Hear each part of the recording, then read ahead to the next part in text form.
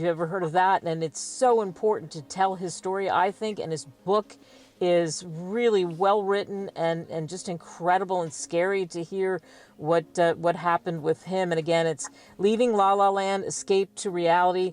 Robert Bosscha joins us here on Author's Corner with me, Kate Delaney, on America Tonight. Robert, thanks so much for coming on. Oh, thank you, Kate. It's a pleasure to be here.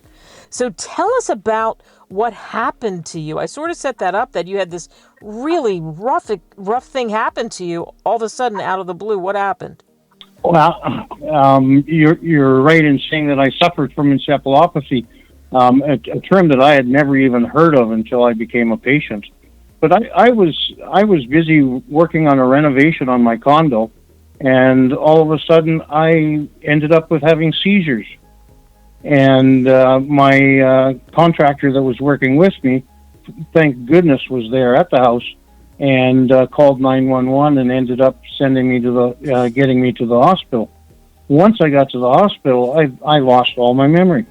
I had 90 days where I couldn't remember anything. I lost control of my bodily functions. I lost control of my ability to speak. I lost control of my ability to walk. I can't say that I was thinking properly because I can't remember anything that happened during that time. But it was the most bizarre experience I've ever had in my life, and I thought that was a good story to share. So as that's happening to you, what are people saying to you? 90 days is a long time, and in a hospital, no less. What was the treatment like? Do you even remember going through that? There was a lot of treatment. One of the interesting things about encephalopathy is that it's hard to diagnose. The symptoms look like a lot of other things. So part of the reason that I was there for 90 days is that they were trying to figure out what was wrong with me. So treatment initially included just monitoring and a few vitamins, and then just some things to help me with my anxiety that I was having at the time. They kept me tied down into the bed and with alarms quite a bit because I gather anyways, I was a sort of anxious patient. So there was times where I was just strapped to the bed with alarms, so that the nurses could figure out where I was or if I was moving or something like that. The rest of the treatment until I had some MRIs that were done, they didn't come up with the diagnosis of encephalopathy, and that happened about just around 2 months into my 3-month experience. Wow. So how do you adjust? I mean, you were a guy who, you were busy. You had all kinds of things that you were doing. How do you adjust to life once you're diagnosed with it? Oh, that's a good question. So this is an interesting thing I placed in my book, and the way I was trying to find a way to explain what was going on. And so in my book, I've got four personas of Rob. The original Rob, the Rob that was in the hospital that had no memory, and then there's the Rob that lived in a dream world or lived in La La Land. And that La La Land kept me going for quite some time. And then there is Rob number 4, which is my current Rob. And current Rob is different. Current Rob is different than the other 3, but is a combination of the other 3. And so currently I find things, I lead a fairly quiet life. I work very hard at trying to keep my mind busy, because through that I'm a firm believer in neuroplasticity, where the brain starts to heal itself. And I think that that's what my dreams were doing through most of my experience, was helping me to survive. It was a brain working on its own, creating an environment in which I could survive by storytelling in La La Land. What made you decide to write the book?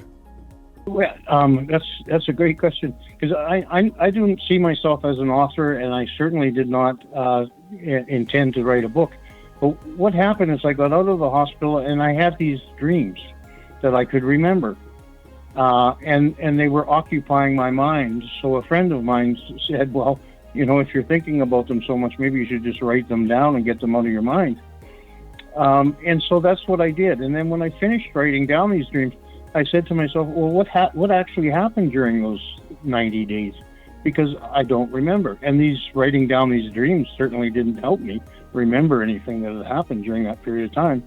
So then I gathered all of the hospital records from the nurses and the doctors, and I did a lot of research, reading through those and figuring out what was going on and what had happened during that period of time.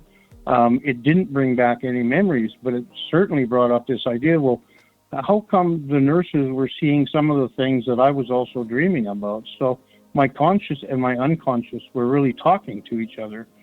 And then there's the whole idea that I couldn't remember, but somehow the brain was surviving because of these e-dreams, and that the conscious and the unconscious were talking to each other somehow.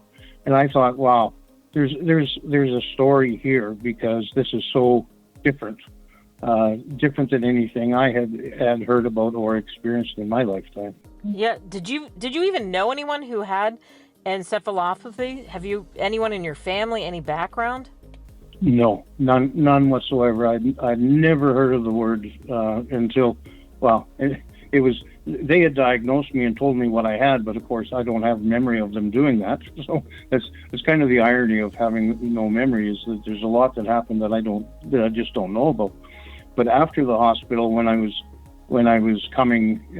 improving, that's when I started to study encephalopathy, because I didn't know what it was, and I certainly wanted to have a better idea of what was happening to me. So I did a fair bit of research, which also helped to write the book. When people read Leaving La La Land, Escape to Reality, Robert, what do you hope they take away? In writing the book, I sort of created a mission for myself, and that was to increase awareness of encephalopathy. Like I said, I had no idea what it was. I'd never even heard of it before. So in writing the book, what I'd like people to take away from it is certainly a greater awareness of encephalopathy and how it affects the patient.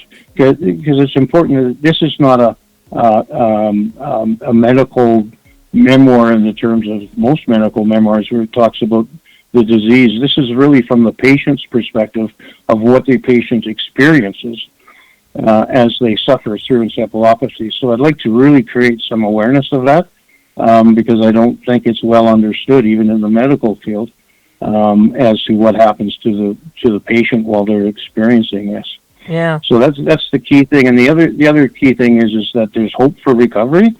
I'm very, very fortunate that I've got to the point that I've got that I could actually even write a book. So I'm very fortunate that way, and there is hope for recovery or partial recovery from encephalopathy. Yeah, how does that make you feel to know that you did this book with everything that you had, all those obstacles, and it's out there in the world? That's a real accomplishment, just based on the situation in my life.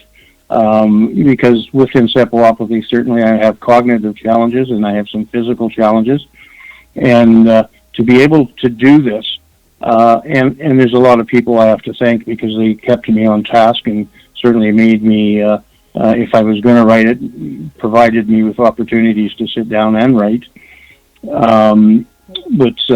But yeah, it's an amazing feeling. It really is. It's a legacy, I guess, for myself. Yeah, well, congratulations. It's a wonderful book. Go get this book, everybody. Leaving La La Land, Escape to Reality, because you go through this with Robert. Robert Bosscha, thank you so much for sharing your story. Okay, thank you for having your readers, our listeners, join us for this. It's great.